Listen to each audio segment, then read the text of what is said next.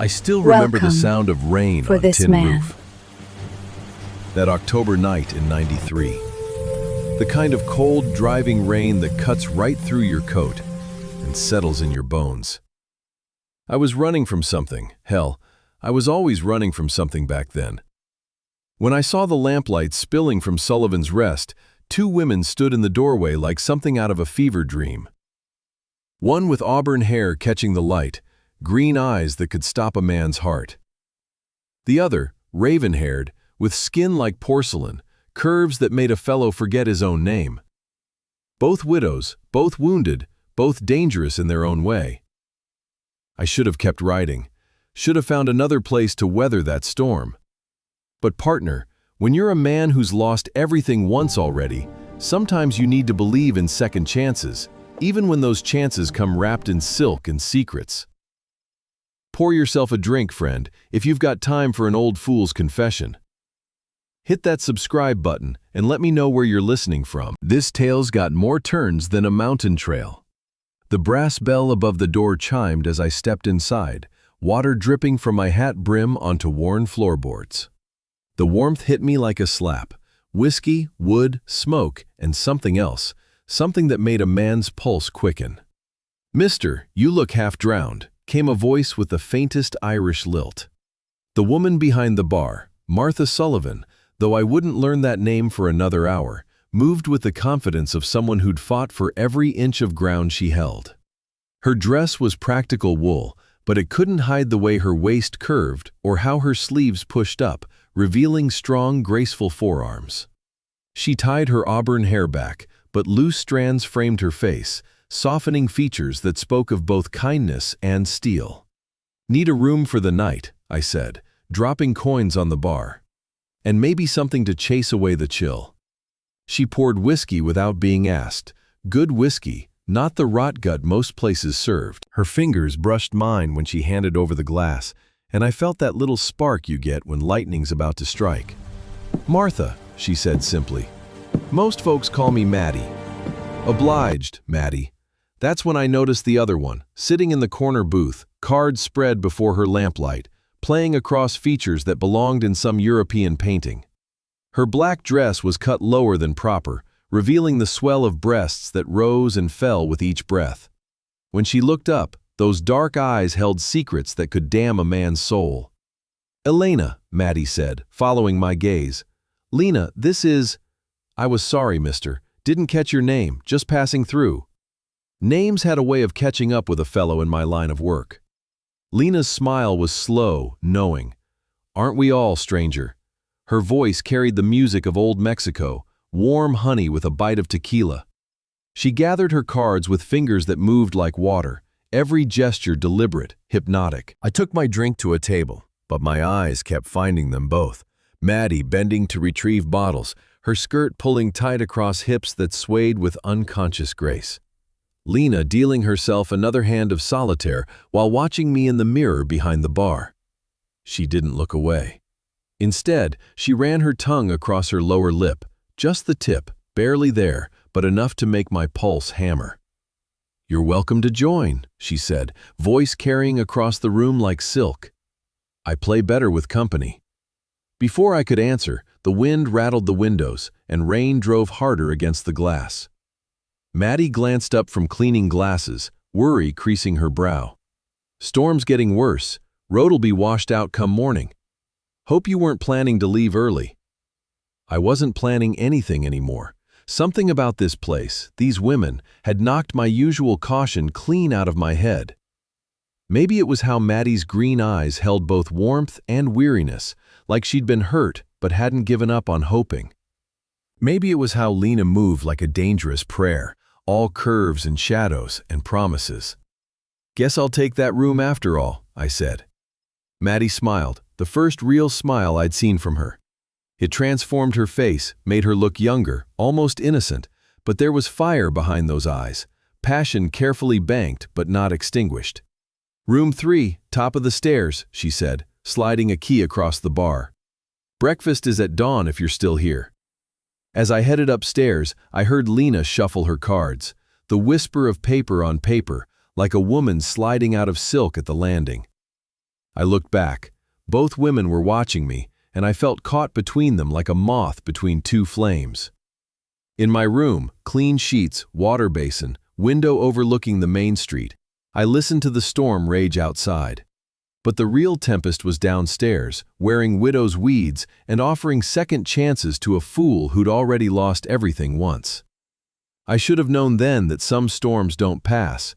Some storms change everything. Partner, you ever been caught between two kinds of wanting? The safe kind and the dangerous kind? The kind that builds a life and the kind that burns it down? I was about to learn the difference. Morning came gray and cold, but the storm had passed. I found Maddie in the kitchen, flour dusting her hands, sleeves rolled up past her elbows. She'd changed into a blue dress that brought out her eyes, fabric clinging to curves that made my mouth water more than the bacon she was frying. "Coffee's fresh," she said, not looking up from the stove. "Eggs will be ready in a minute." I poured myself a cup and watched her work. There was something beautiful about capable hands, about a woman who could take care of herself, and maybe someone else too. When she bent to check the biscuits in the oven, her dress pulled tight across her backside, and I had to look away before I did something foolish. "You own this place long?" I asked. 3 years, she said, finally meeting my eyes. "Since my Patrick died in the mine collapse, left me the deed and a mountain of debts." Her voice caught on her husband's name just barely, but enough to tell me the wound was still tender. I knew something about wounds that wouldn't heal. "I'm sorry for your loss." She turned fully toward me, arms crossed under breasts that strained against blue cotton. Most men see a widow and think she's desperate, think she'll take whatever scraps of attention they throw her way. "I'm not most men," I said. "No," she said, studying my face. "I don't believe you are." The kitchen door swung open and Lena walked in, wearing a silk robe that clung to every curve like a lover's hands. Morning light through the window turned the fabric nearly transparent, revealing the shadow of her nipples, the dark triangle between her thighs. She moved like honey poured over warm skin, all liquid grace and barely contained fire. "Buenos dias," she said, voice husky with sleep. "Is there coffee for a sinner?" Maddie's jaw tightened just slightly. "In the pot," she said. Lena poured herself a cup, adding sugar with deliberate slowness. When she lifted it to her lips, her eyes found mine over the rim. "Sleep well, stranger?" "I heard you pacing. Walls are thin," I said. "See, they are," she said, her smile holding promises that would damn a saint. "Sometimes I hear things too, crying, praying, other sounds." Maddie's cheeks flushed red. Lena's fingers trailed along the kitchen table as she moved closer. "We all have needs," she said softly. The tension in that kitchen was thick enough to cut with a knife. Two women, both beautiful, both wounded, both hungry for something they couldn't name, and me caught in the middle like a damn fool. That's when I noticed the papers on the counter, official-looking documents with big red stamps. Maddie saw me looking, and her face went white. "Tax notice," she said quietly. "I owe $800 or they take the property in 10 days. $800 might as well have been $8,000 for a widow running a barely profitable inn. I knew that look in her eyes, the same desperate hope I'd worn when the bank came for my ranch. "There are ways to make money," Lena said softly, "if one is creative." "What kind of ways?" I asked. Lena's smile was sharp as a razor. "I know men, rich men, who like to gamble, who like beautiful women serving their drinks, dealing their cards." Her eyes flicked to Maddie. "Who pay well for entertainment." Maddie's hands clenched into fists. "I won't whore myself to save this place," she said, voice firm. "Who said anything about whoring?" Lena moved closer to both of us. "A poker game, high stakes, ideal.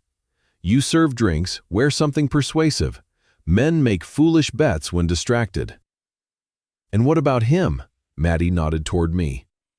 Lena's dark eyes met mine, and I saw calculation there, but something else too, something that made my blood run hot.